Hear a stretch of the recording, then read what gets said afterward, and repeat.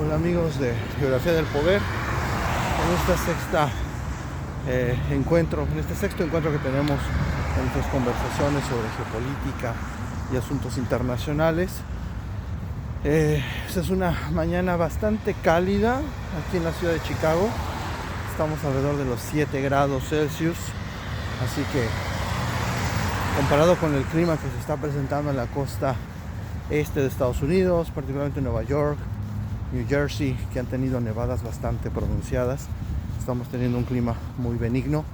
Como ustedes podrán ver, no está nevando, está un poco húmedo, bastante lluvioso desde el día de ayer, pero bastante agradable esta mañana para hacer una pequeña caminata de reflexión en materia de geopolítica y de relaciones de poder en el mundo. Tenemos dos temas fundamentales para el día de hoy. Hemos hablado un poquito sobre lo que ha sucedido en Siria, la caída del régimen de Assad, algunos de los factores que explican esa dinámica, la vinculación entre el conflicto entre Medio Oriente y Ucrania. Son dos elementos que ya hemos explicado. Y el objetivo de hoy es hablar un poco sobre lo que está sucediendo aquí en Estados Unidos, el proceso de transición política entre la salida del Partido Demócrata después de haber perdido la elección presidencial y el ascenso del Partido Republicano y particularmente de Donald Trump. Entonces quisiera hacer un poco de comentarios sobre esta figura importantísima de la política internacional y particularmente para Estados Unidos. Mucho se ha querido ver o visualizar a Donald Trump como un personaje que va a resolver los conflictos internacionales. Si ustedes recordarán, en los debates, particularmente en el segundo debate con la candidata Harris del Partido Demócrata, mucho se hacía referencia a la posibilidad o el deseo de, en ese entonces candidato Trump, de resolver particularmente el conflicto en Ucrania en 24 horas. Desde que Trump ganó la presidencia, o ganó la elección, ha hecho muchas declaraciones, ¿no? Haciendo referencia, por ahí hubo una filtración del Washington Post, más o menos después de la elección, diciendo que ya se había comunicado con el presidente Putin, tratando de hacer referencia como que Trump pues estaba al mando, ¿no? Haciendo siempre esta referencia tradicional de la forma en la que negocia Donald Trump. En aquel momento, la vocería oficial del Kremlin mencionó que esa reunión jamás se había dado, que esa llamada jamás se había dado.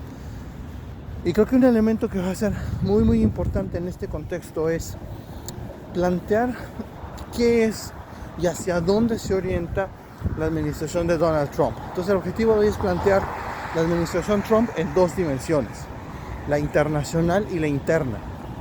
Creo yo que la dimensión interna va a ser muy importante. ¿Por qué razón?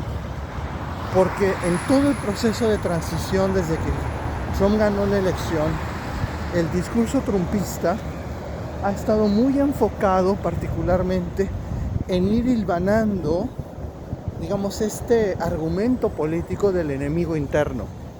El enemigo interno, que obviamente para nadie es sorpresa, se está materializando en los migrantes. Entonces creo que aquí hay un factor muy importante. El discurso político trumpista, de la misma forma, pero con una tonalidad mucho más intensa de lo que se presentó en la administración anterior, cuando ganó la elección en 2016, ¿no? Hoy creo que se está planteando de nueva cuenta un escenario en el cual son los migrantes los culpables básicamente de la desestabilización y de los problemas sociales al interior de Estados Unidos. Y eso nos lleva a hacer una serie de planteamientos muy importantes, particularmente sobre el tema de la migración. No hay que perder de vista que la mayor parte de los migrantes que están llegando a Estados Unidos ya no pertenecen de México, es decir, México tiene más de una década donde ya no es el principal foco de expulsión de migrantes. Los migrantes básicamente están llegando de la región del Caribe y de Centroamérica, con un papel muy importante de los migrantes que vienen de Venezuela.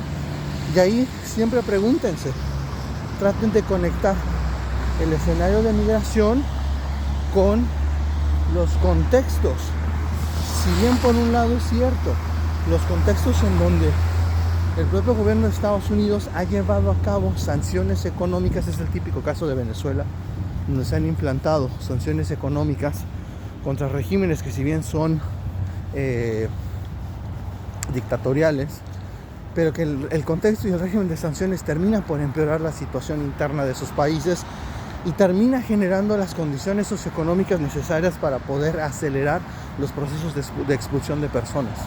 Entonces ese es un elemento importante. El otro, el de Centroamérica, no pierdan de vista las dinámicas de desestabilización política, golpes de Estado y apoyo a dictaduras militares que se dio en la región desde los años 80, que generaron importantísimos procesos de desestabilización socioeconómica que no han permitido el desarrollo pleno de países en Centroamérica. Y eso es un elemento que creo yo es importante no perder de vista al momento de analizar por qué se han acelerado las migraciones en los últimos años. Adicionalmente a eso, también no deben de perder ustedes de vista dos cosas.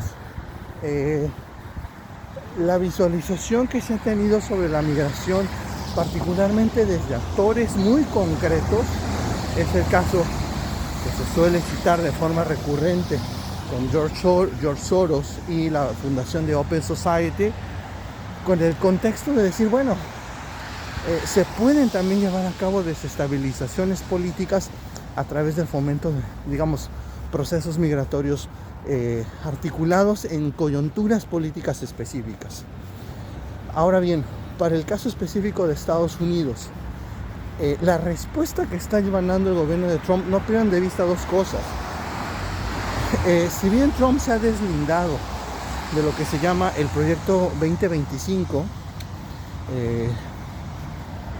con un apoyo muy importante de sectores ultraconservadores en Estados Unidos, dicho proyecto, si ustedes entran a su página web, van a encontrar de una forma muy importante todas estas políticas que se han estado hilvanando y desarrollando para decir, bueno, es necesario establecer mecanismos de políticas de tolerancia cero.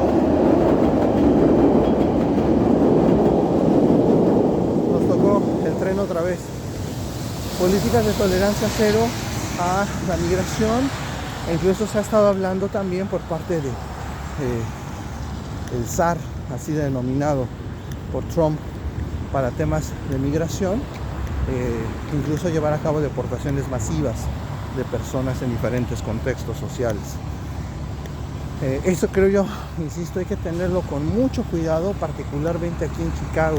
Hubo una visita la semana pasada donde se decía que podría ser la ciudad de Chicago el epicentro, la zona cero, para llevar a cabo los procesos de deportaciones, o por lo menos de programas enfocados hacia la contención de la migración ilegal en Estados Unidos. Entonces, ese es un tema muy importante, políticamente muy sensible en Estados Unidos. Entonces, ese es un elemento clave y creo yo que hay que identificarlo con la forma en la que se va hilvanando el discurso de el enemigo interno. Yo creo que eso es un factor importante. Porque si bien es cierto, está el contexto donde se plantea, digamos, el marco de criminalidad o personas que han recurrido o que han tenido algún elemento, alguna infracción o algún delito, lo cual obviamente siempre es punible. Pero aquí el problema es que también se recurre mucho en el discurso a la generalización de los sectores sociales. Y esa generalización es lo que creo que genera el fundamento o la base para un discurso político que evidentemente le da fuerza a la base política, a la base electoral de Trump.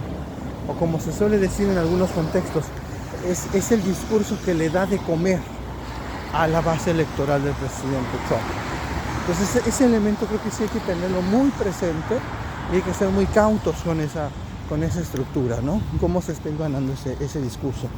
Y por otro lado, en el contexto externo, no hay que perder de vista que esta idea de Trump como el personaje que resolvería las grandes crisis, ese argumento creo que se está comenzando a venir abajo. Ya el propio presidente Trump ha tenido, bueno, candidato virtual presidente Trump, ¿no? Hasta que ascienda el 20 de enero será formalmente ya presidente de Estados Unidos. No hay que perder de vista que también ha hecho referencia a que se van a seguir enviando, o que por lo menos su administración muy probablemente continuará con el envío de armamento y con el envío de asistencia económica y militar a Ucrania. Eso nos hace pensar también que entonces todo el contexto del conflicto en Ucrania pues quizás seguirá en aumento, la tensión político-militar en la región de Ucrania, con una alta posibilidad de que ese conflicto se pueda mover, se pueda desplazar hacia la geografía europea. Si Europa llegase a entrar en un contexto de guerra con Rusia, no pierdan de vista que eso, digamos, pues al igual que en el contexto de la Segunda Guerra Mundial, le ayuda muchísimo a Estados Unidos para mejorar su reposicionamiento como una potencia geoeconómica global. Entonces, esos dos factores, el interno, la formación del discurso de poder con relación a particularmente el contexto de migrantes en Estados Unidos, y por otro lado el discurso externo con relación a los enemigos tradicionalmente ya diseñados, Rusia como la gran potencia militar en Europa, pero que obviamente desde el discurso occidental se le va a citar de manera permanente como un actor débil, y por otro lado también China. Después hablaremos un poco más sobre lo que se está dando con relación a China y las sanciones económicas.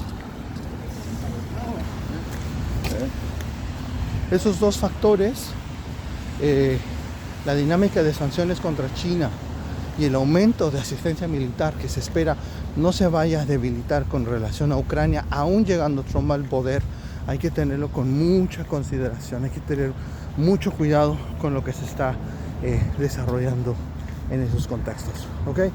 Bueno, lo dejamos por aquí el día de hoy.